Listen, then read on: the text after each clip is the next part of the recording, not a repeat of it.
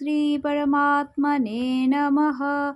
अथो तृतीयोऽध्यायः कर्मयोगः। श्रीभगवानुवाच। श्लोक नम्बर 12 এবং 13।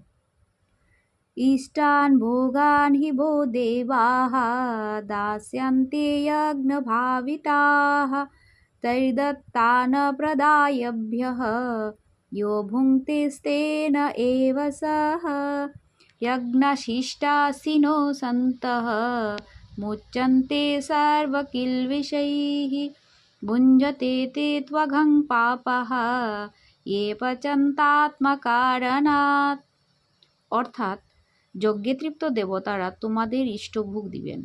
সেই দেববস্তু দেবতাদের নিবেদন না করে যে নিজে ভোগ করে সে চোর। যিনি যজ্ঞাবশেষ অন্ন ভোজন করেন তিনি সর্বপাপ মুক্ত।